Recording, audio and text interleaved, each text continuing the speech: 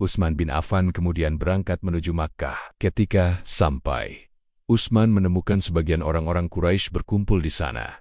Mereka bertanya, "Hendak kemanakah kamu?" Utsman menjawab, "Aku diutus oleh Rasulullah untuk bertemu dengan kalian. Beliau menyuruh kalian ke jalan Allah dan memeluk Islam. Kalian semua, masuklah ke dalam agama Allah. Sesungguhnya Allah telah memperlihatkan agamanya dan memuliakan manusia dengan mengutus nabinya. Satu lagi, jika kalian pada menentang, maka urusan ini akan dikuasakan olehnya kepada selain kalian. Apabila kalian dapat mengalahkan Muhammad, maka itu yang kalian inginkan. Namun jika Muhammad mengalahkan kalian, maka kalian mempunyai pilihan antara kalian memeluk Islam sebagaimana yang dilakukan masyarakat lainnya, atau kalian memilih berperang. Jumlah kalian banyak dan besar, namun sesungguhnya pertempuran telah membuat kalian menjadi lemah dan menghilangkan tokoh-tokoh kalian." Utsman berbicara kepada mereka.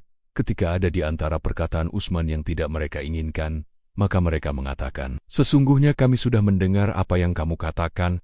Ini tidak akan terjadi selamanya. Dia Muhammad tidak boleh masuk Makkah tanpa seizin kami dengan kekerasan. Kamu pulang dan temui sahabatmu Muhammad. Sampaikan kepadanya bahwa dia tidak akan bertemu dengan kami." Aban bin Said bin Al-As kemudian berdiri menghampiri dan menyambut. Utsman bin Affan lalu mengamankannya dan berkata kepada Utsman, "Jangan mengurangi misimu, hajatmu tidak ini saja." Setelah itu, Utsman bin Affan turun dari kuda yang dinaikinya. Sambil menuntun pelan kudanya, dia berjalan membuntuti di belakang Aban. Utsman kemudian masuk ke Makkah dan mendatangi para tokoh penduduk Makkah satu persatu. Abu Sufyan bin Harb, Safwan bin Umayyah dan lainnya dari orang-orang yang dapat dia temui di daerahnya. Sedangkan sebagian lagi dia temui di Makkah.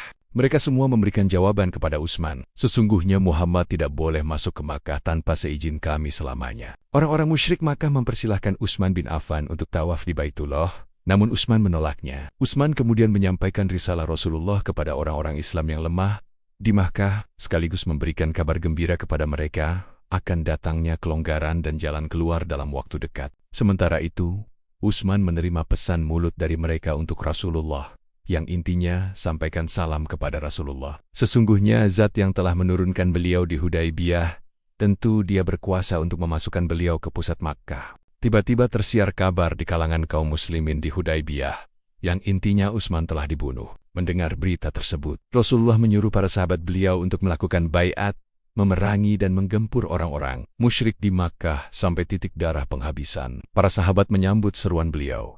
Mereka memberikan baiat kepada beliau untuk berjuang sampai titik darah penghabisan. Kecuali Al-Jid bin Qais, dia berbuat demikian karena kemunafikannya.